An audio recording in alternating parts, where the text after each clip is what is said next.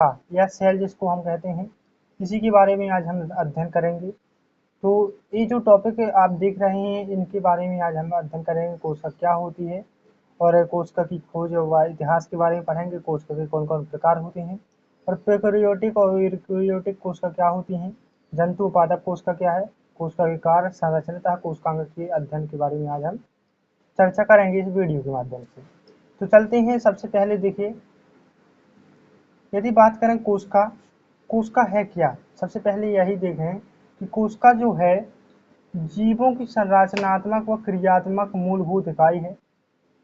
तो कोशिका जो है जीवों की संरचनात्मक व क्रियात्मक मूलभूत इकाई है, जो जीवों के शरीर की सबसे छोटी इकाई होती है। जैसा कि आप जानते होंगे कि कोशिका जो होती है सब शरीर की सबसे छोटी इकाई होती है। कोशिका से बनता है ऊतक, ऊतक से बनते हैं अंग, अंग से बनते हैं तंत्र। इस प्रकार से मानव का निर्माण हो जाता है। तो कोशिका इन सभी में से सबसे छोटी इकाई मानी जाती है। और यदि बात करें, कोशिका की खोज रॉबर्ट हुक नामक वैज्ञानिक ने 1665 में सबसे पहले की थी। और कोशिका के अध्ययन को मुख्य रूप से हम साइटोलॉजी कहते हैं। क्या कहते हैं? साइटोलॉजी कहते हैं या कोशिका विज्ञान कहते हैं, लेकिन आपको याद रखना पड़ेगा साइटोलॉजी कहते हैं। ठीक है। अब कुछ महत्वपूर्ण फैक्ट देख लेते हैं कोशिका के बारे में, जो कभी कभी पूछ दिए जाते हैं। मनुष्य में सबसे लंबी कोशिका का नाम है तंत्रिका तंत्र। ये आपको याद रखना कि सबसे लंबी मनुष्य में पाई जाने वाली कोशिका क्या है, तो तंत्रिका तंत्र। और शरीर की सबसे बड़ी कोशिका जो है वो है अंडाणु। सबसे बड़ी कोशिका, सॉरी, ये जो मनुष्य में सबसे लंबी कोशिका जो है तंत्रिका तंत्र है। और शरीर की सबसे बड़ी, देखिए वहाँ लंबी ही बड़ी है, तो सबसे बड़ी कोशिका जो है वो है अंडाणु। और यदि दुनिया की सबसे बड़ी और भारी कोशिका का नाम पूछा जाए तो जानते होंगे आप, है शुतुरमुर्ग का अंडा। शुतुरमुर्ग का अंडा जैसा कि आप देख सकते हैं इतना बड़ा होता है, तो इसे हम दुनिया की सबसे बड़ी कोशिका और भारी कोशिका होती है ये। और सबसे छोटी जीवित कोशिका की बात करें तो माइक्रोप्लाज्मा है। और सब कोशिका सबसे बड़ा कोशिका का सबसे बड़ा कोशिकांग जो है वो केंद्रक होता है। तो कोशिका का सबसे छोटा कोशांग जो है वो राइबोसोम है, जो आपको याद रखना है। फिर चलते हैं। देखिए, कोशिका के इतिहास के बारे में पढ़ें तो कोशिका के इतिहास के बारे में यदि अध्ययन करें तो देखिए, कोशिका की खोज 1665 में रॉबर्ट हुक ने की थी। अपने द्वारा निर्मित सूक्ष्मदर्शी उपयोग करके मरी हुई कोशिका को कॉर्क की काट में देखा। अब यहाँ से महत्वपूर्ण क्वेश्चन बनता है कि मरी हुई कोशिका की खोज किसने की, या आजीवित या निर्जीव कोशिका की खोज किसने की और कब की, तो रॉबर्ट हुक ने की और 1665 में की। काय में की थी? कॉर्क की काट में उन्होंने सूक्ष्मदर्शी की सहायता से देखा था तथा इसका नाम कोशिका रखा इन्होंने। ठीक है। कोशिका शब्द जो है या सेल शब्द जो है लैटिन भाषा से लिया गया है, जिसका अर्थ होता है एक सूक्ष्म कक्ष, मतलब एक सूक्ष्म कक्ष ही कोशिका कहलाता है। रॉबर्ट हुक ने अपनी एक पुस्तक भी लिखी, माइक्रोग्राफिया, जिसमें इन्होंने कोशिका का वर्णन किया, जो आपको याद रखना है। फिर चलते हैं। देखिए, सबसे पहले ल्यूवेनहॉक वैज्ञानिक थे। उन्होंने जीवित कोशिका की पहली बार खोज की, कब? 1674 में। अब पूछा जा सकता है कि जीवित कोशिका की खोज सबसे पहले किसने की और कब की, तो 1674 में। और जीवित कोशिका की खोज ल्यूवेनहॉक ने सबसे पहले की थी। अब चलते हैं, दो वैज्ञानिक थे स्लाइडेन और स्वान। दो वैज्ञानिक थे, एक थे पादप विज्ञान, मतलब पादप जगत के, एक थे वनस्पति जगत के वैज्ञानिक। तो उन्होंने कोशिका सिद्धांत दोनों ने मिलकर दिया। स्लाइडेन ने 1838 में और स्वान ने 1839 में दिया है। ये दो वैज्ञानिक थे, इनके नाम याद रखना है आपको। कभी कभी पूछ दिया जाता है इनके बारे में कि कोशिका सिद्धांत किसने दिया और कब दिया। तो दो वैज्ञानिक थे स्लाइडेन और स्वान। फिर रॉबर्ट ब्राउन नामक वैज्ञानिक आए, तो उन्होंने 1831 में केंद्रक की खोज की। तो ये भी पूछा जा सकता है कभी कभी कि केंद्रक की खोज किसने की, तो रॉबर्ट ब्राउन ने। एक और वैज्ञानिक थे वल्डेयर। वल्डेयर ने 1888 में गुणसूत्र का नामकरण किया। और आल्टमैन नामक वैज्ञानिक ने 1886 में माइटोकॉन्ड्रिया की खोज की। ये जो महत्वपूर्ण फैक्ट जो है आपको याद रखना है। फिर चलते हैं। देखिए, अगला है कोशिका के प्रकार, टाइप ऑफ सेल। कभी कभी इसके बारे में पूछ दिया जाता है। तो देखिए, कोशिका के प्रकार के बारे में पढ़ें तो जो कोशिका होती हैं दो प्रकार की होती हैं। कितने प्रकार की होती हैं? 2 प्रकार की होती हैं। एक तो होती है प्रोकैरियोटिक कोशिका जो होती है 2 प्रकार की होती है, तो प्रोकैरियोटिक कोशिका, एक होती है यूकैरियोटिक कोशिका, जिसके बारे में आज हम अध्ययन करेंगे। तो चलते हैं, देखिए प्रोकैरियोटिक कोशिका जो होती है, इन कोशिकाओं में केंद्रक कला अनुपस्थित होती है। जिसमें केंद्रक कला होती है वो अनुपस्थित होती है, बल्कि इनकी कोशिकाओं में कोशिका कला पाई जाती है।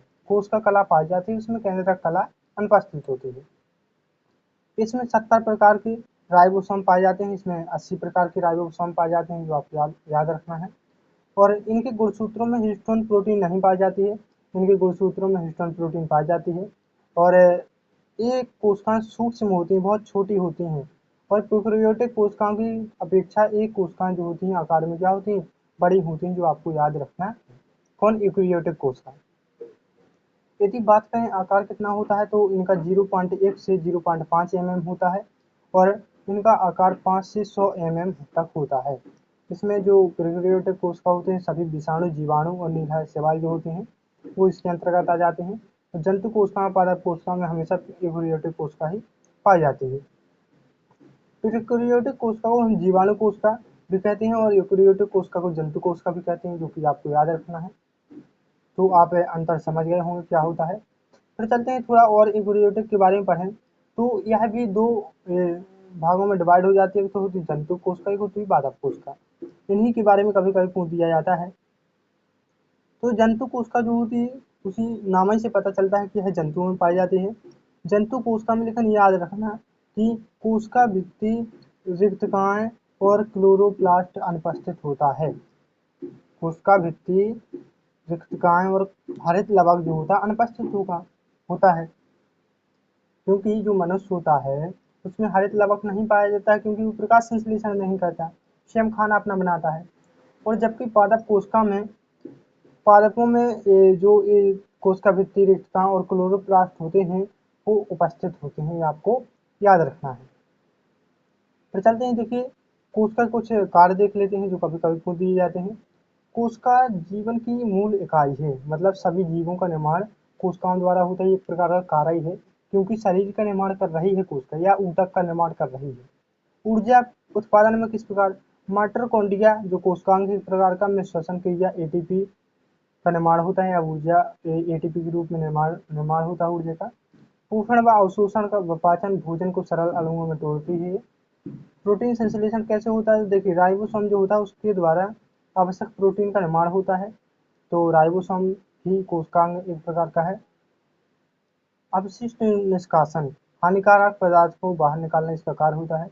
विभाजन व वृद्धि, नई कोशिकाओं का निर्माण, माइटोसिस मियोसिस है। आप अभी न जानिए माइटोसिस और मियोसिस क्या होता है। एक प्रकार का जब कोशिका विभाजित होती है तब चलने वाला चक्र होते हैं ये। तो जब अपने टॉपिक में आएगा फिर इसको पढ़ेंगे। तो नई कोशिकाओं का निर्माण होता है, जिससे हमारी शरीर की वृद्धि होती है। आनुवांशिक सूचनाओं का संरक्षण, डीएनए में वंशागत गुणों को संग्रहित रखना। पदार्थों का परिवहन कोशिका झिल्ली के माध्यम से होता है। रासायनिक अभिक्रिया का संचालन एंजाइमों की मदद से होता है। जो रासायनिक क्रियाएं हमारी केमिकल अभिक्रियाएं होती हैं वो एंजाइमों की मदद से होती है। अनुकूलन व प्रतिक्रिया, बाहरी परिवर्तनों के प्रति प्रतिक्रिया देना ही कोशिका का कार्य होते हैं, जो आप जान गए होंगे। तो चलते हैं, देखिए कोशिका की संरचना के बारे में बात करें तो कोशिका की संरचना अत्यंत जटिल होती है। इसमें अनेक संरचनाएं पाई जाती हैं जिन्हें कोशिकांग कहते हैं, जो आपको याद रखना है। तो चलते हैं, देखिए कोशिकांग की यदि बात करें तो मुख्य रूप से देखिए कोशिका भित्ति और जीवद्रव्य और रिक्तकाएं जो होती हैं। तो कोशिका भित्ति क्या होती है देख लेते हैं। तो कोशिका भित्ति की यदि बात करें, कोशिका भित्ति केवल पादप कोशिका में पाई जाती है, जो आपने पीछे पढ़ लिया है। क्या पादप कोशिका की बाहरी परत होती है कोशिका भित्ति, ठीक है। देखिए ये है एक प्रकार की कोशिका, जो आप देख सकते हैं। इस प्रकार इसमें जो कोशिकांग है इसके बारे में अभी आगे चल के अध्ययन करेंगे। फिर कोशिका भित्ति काहे की बनी होती है? सेल्यूलोज की कोशिका भित्ति बनी होती है, जो कि आपको याद रखना है। कोशिका भित्ति द्वारा कोशिका के कोशिकांग की सुरक्षा होती है। जो कोशिका भित्ति होती है उनके द्वारा ही कोशिकांगों की सुरक्षा होती है। कोशिका भित्ति जंतु व प्रोटोजोआ में नहीं पाई जाती, आपको याद रखना है। फिर चलते हैं, देखिए जीव द्रव्य फिर क्या है? जीव द्रव्य की यदि बात करें तो इसकी खोज पुरकिंजे ने 1839 में की थी। अब कहीं कहीं आपको पुरकिंजे के स्थान पर ह्यूगो डी ब्रीज नाम वैज्ञानिक का नाम भी मिलता है कि जीव द्रव्य की खोज इन्होंने की, लेकिन वो गलत है। पुरकिंजे आपको याद रखना है, जो आप उन्होंने 1839 में जीव द्रव्य की खोज की थी। जीव द्रव्य जीवन का भौतिक आधार है, तो इन्होंने कहा, मैक्स सल्टाज ने कहा जीव द्रव्य जो है जीवन का क्या भौतिक आधार है, ये इन्होंने कहा मैक्स सल्टाज ने। फिर यदि बात करें जीव द्रव्य के भीतर संपूर्ण अर्ध तरल और को जीव द्रव्य कहा जाता है। कोशिका के भीतर संपूर्ण अर्ध तरल पदार्थ जो होता है उसको हम जीव द्रव्य कहते हैं। जीवों में होने वाली सारी क्रियाएं जहाँ होती हैं वो किसके द्वारा नियंत्रित होती हैं? जीव द्रव्य के द्वारा ही नियंत्रित होती हैं। इसलिए जीव द्रव्य को जीवन का भौतिक आधार माना जाता है। नोट कर लेना है आप कि जीवन का भौतिक आधार किसे कहा जाता है, तो आप कोशिका ना लिख देना, जीव द्रव्य है। जीव द्रव्य लगभग 30 तत्वों से मिलकर बना होता है, जिसमें कार्बन, ऑक्सीजन, नाइट्रोजन और हाइड्रोजन मुख्य तत्व हैं, ये जो गैसें होती हैं। वृत्तिका के चारों तरफ है जीव द्रव्य की एक पतली परत पाई जाती है जिसे टोनोप्लास्ट कहती हैं, आपको याद रखना है। अब 3 प्रकार की परतें होती हैं टोनोप्लास्ट, और 2 और होती हैं वो आप अभी पढ़े ही नहीं, क्योंकि ये ज़्यादा पूछी नहीं जाती हैं। फिर चलते हैं कुछ महत्वपूर्ण कोशिकांगों का अध्ययन करते हैं। जैसे पहला है माइटोकॉन्ड्रिया। माइटोकॉन्ड्रिया की खोज कोलिकर नाम वैज्ञानिक ने की थी। अल्टमैन ने इसे 1886 में इसका नाम बायोप्लास्ट रखा। अब पूछा जाता है कि माइटोकॉन्ड्रिया की खोज किसने की, तो कोलिकर नामक वैज्ञानिक ने की। और इसका नाम बायोप्लास्ट किसने दिया, तो अल्टमैन नामक वैज्ञानिक ने 1886 में। बाद में बेर्ना नामक वैज्ञानिक ने इसका नाम माइटोकॉन्ड्रिया रखा। तो ये भी पूछा जा सकता है कि माइटोकॉन्ड्रिया नाम किसने दिया, तो बेर्ना नाम वैज्ञानिक ने। इसे कोशिका का ऊर्जा ग्रह भी कहा जाता है, पावर हाउस कहा जाता है। एक क्वेश्चन आता है माइटोकॉन्ड्रिया को पावर हाउस क्यों कहा जाता है, तो आपको याद रखना है, और किसे कहा जाता है ये भी याद रखना है। फिर चलते हैं गोल्जी का। इसकी खोज कैमिलो गोल्जी नामक वैज्ञानिक ने 1898 में की थी। इसको लाइपोकॉन्ड्रिया भी कहा जाता है, किसको, गोल्जी कार को। पौधों में इसे डिक्टोसोम भी कहते हैं, पौधों में इसे डिक्टोसोम भी कहते हैं। गोल्जी कार का मुख्य कार्य होता है पदार्थों का श्रावण, ये आपको याद रखना है। तो चलते हैं, देखिए अगला जो है वो है अंतःप्रदिव्य जालिका। अंतःप्रदिव्य जालिका जो होती है वो अंतःप्रदिव्य जालिका को हम एंडोप्लाज्मिक रेटिकुलम भी कहते हैं। कहते हैं एंडोप्लाज्मिक रेटिकुलम भी कहते हैं, जो सुकेंद्रित कोशिकाओं में पाया जाता है। किसमें पाया जाता है? सुकेंद्रित कोशिकाओं में पाया जाता है, और उसमें पाए जाने वाला एक झिल्लीदार कोशिकांग है। अभी भी पूछा जा सकता है कभी कभी कि झिल्लीदार कोशिकांग जो होता है उसका नाम बताइए, क्या है जो झिल्लीदार कोशिकांग है उसका नाम बताइए, तो कौन है? अंतःप्रदिव्य जालिका ही झिल्लीदार कोशिकांग होता है। यह झिल्ली केंद्रक की झिल्ली से निकलती है, यह झिल्ली जो होती है केंद्रक की झिल्ली से निकलती है और कोशिका द्रव्य में एक विस्तृत जाल के रूप में फैली होती है। इसकी खोज 1945 में अल्बर्ट क्लाउड और कीथ पार्टनर ने की थी इसकी खोज। तो आपको अंतःप्रदिव्य जालिका के बारे में याद रखना है। फिर चलते हैं राइबोसोम। राइबोसोम की यदि बात करें, कोशिका के अंदर पाए जाने वाली सबसे छोटा कण होता है राइबोसोम, जो प्रोटीन बनाने का कार्य करता है। अब पूछा जाता है राइबोसोम किस पर उपस्थित होते हैं, तो अंतःप्रदिव्य जालिका पर ही होते हैं राइबोसोम जो होते हैं। ए मैसेंजर mRNA में दी गई आनुवंशिक जानकारी को पढ़ते हैं और उन्हें अमीनो एसिड की एक लंबी श्रृंखला में बदलकर प्रोटीन बनाते हैं। राइबोसोम राइबोसोमल आरएनए जो होता है आरएनए और प्रोटीन से बने होते हैं। काहे से बने होते हैं? आरएनए और प्रोटीन से बने होते हैं। और काहे की अमीनो एसिड की लंबी श्रृंखला में बदलकर प्रोटीन बनाती है, ये भी पूछा जा सकता है। फिर चलें कि इसके 2 मुख्य भाग होते हैं जो आपको याद रखना है, एक छोटी और एक बड़ी सब यूनिट। मतलब एक कोशिका द्रव्य में स्वतंत्र रूप से पाए जाते हैं, एक खुरदरी अंतःप्रदिव्य जालिका की सतह से जुड़े होते हैं। जो अंतःप्रदिव्य जालिका होती है दो प्रकार भागों में बटी होती है। एक तो चिकनी अंतःप्रदिव्य जालिका, एक होती है खुरदरी। खुरदरी में राइबोसोम पाए जाते हैं और जो चिकनी में लिपिड का निर्माण होता है, और खुरदरी में राइबोसोम पाए जाते हैं, तो खुरदरी में प्रोटीन का निर्माण होता है, तो आपको याद रखना है। तो चलते हैं, जैसा कि आपको पता होगा कि अपन ने जब यूकेरियोटिक और प्रोकैरियोटिक कोशिका का अंतर पढ़ा था, तो उसमें अपन ने देखा था कि इसमें 70 प्रकार के राइबोसोम पाए जाते हैं और इसमें 80 प्रकार के। तो उसी को देखें तो राइबोसोम के प्रकार होते हैं। देखिए 70 प्रकार की जो होती है अपन ने पढ़ा था, ये प्रोकैरियोटिक कोशिका में पाए जाते हैं जैसे बैक्टीरिया में, और ये जो होती है यूकेरियोटिक कोशिकाओं में पाए जाते हैं जैसे जंतु और पौधों की कोशिकाओं में। फिर चलते हैं, देखिए लाइसोसोम है। लाइसोसोम की यदि बात करें, इसे हम लाइसोसोम भी कभी कभी कह देते हैं इसे, और कोशिका की आत्म भक्षी थैली भी कहा जाता है। ये भी पूछा जा सकता है कभी कभी कि कोशिका की आत्म भक्षी थैली किसे कहा जाता है या थैला, तो लाइसोसोम को ही कहते हैं। यह झिल्ली से घिरा हुआ एक कोशिकांग होता है, झिल्ली युक्त होता है, और पाचक एंजाइम इसमें होते हैं, डाइजेस्टिक एंजाइम जो पाचन के लिए महत्वपूर्ण कार्य करते हैं। फिर यदि बात करें मुख्य कार्य कि इसके कई मुख्य कार्य होते हैं जो पूछे जाते हैं। अवशिष्ट पदार्थों का पाचन करता है, जैसे कोशिका के भीतर टूटे फूटे या मृत अंगकों को नष्ट करने इसका कार्य होता है। विदेशी कणों का विनाश, बैक्टीरिया व हानिकारक पदार्थों को तोड़ता है ये, ठीक है। कोशिका के आत्म विनाश में सहायक होता है ये। मतलब क्या होता है, जब कोशिका मर जाती है या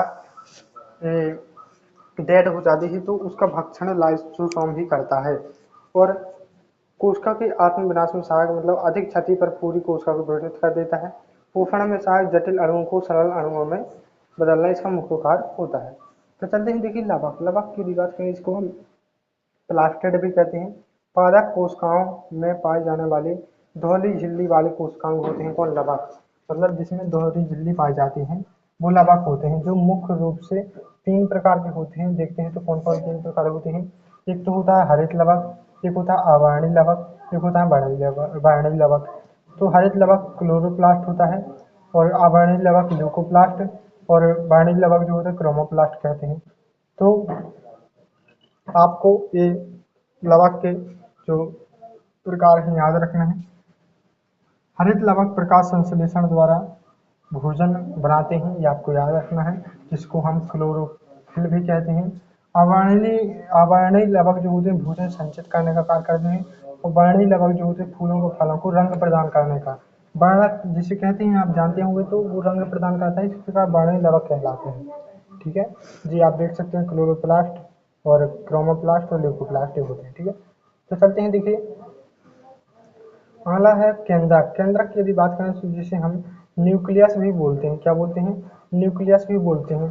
केंद्रक कोशिका का नियंत्रण केंद्र। अब पूछा जाता है, इसको नोट कर लीजिए आप कि केंद्रक कोशिका का नियंत्रक केंद्र कौन है, तो केंद्रक या न्यूक्लियस मतलब कोशिका का नियंत्रक केंद्र किसे कहा जाता है, तो केंद्रक को, जिसमें आनुवंशिक पदार्थ जैसे डीएनए आरएनए मौजूद रहते हैं। यह कोशिका की सभी गतिविधियों को नियंत्रित करता है। इसकी खोज रॉबर्ट ब्राउन ने 1831 में की थी। आपको याद रखना है कि केंद्रक की खोज किसने की, तो रॉबर्ट ब्राउन ने 1831 में। इसके कई मुख्य कार्य होते हैं, जैसे कोशिका झिल्ली में केंद्र की ये झिल्ली केंद्रक को घेरने वाली दोहरी झिल्ली होती है, और केंद्र की रस सॉरी इसके मुख्य अंग है। तो केंद्रक को घेरने वाली जो दोहरी झिल्ली होती है वो हो गई। केंद्र की रस इसमें होता है, केंद्र के अंदर पाया जाने वाला द्रव कहलाता है। गुणसूत्र भी इसमें होते हैं, आनुवंशिक पदार्थ जैसे डीएनए और प्रोटीन से बने होते हैं। गुणसूत्र वंशानुगत गुणों का वहन करते हैं, जो न्यूक्लियस आरएनए और राइबोसोम के निर्माण में सहायक होते हैं। ये जो आपको याद रखना है। तो चलते हैं, देखिए मुख्य कार्य की यदि बात करें तो कोशिका की विकास व विभाजन प्रक्रियाओं का नियंत्रण करते हैं कौन, केंद्रक। और डीएनए वंशानुकृत गुणों का संग्रहण करते हैं आरएनए सॉरी डीएनए।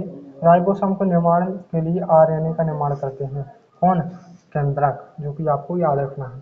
इस प्रकार से देख सकते हैं यहाँ केंद्रक है जो बीच में है, और केंद्र की ये छिद्र हो गई है, और कोशिका द्रव्य जो इसके अंदर भरा है कोशिका के क्रोमेटिन जाल का राइबोसोम देख लीजिए अपन।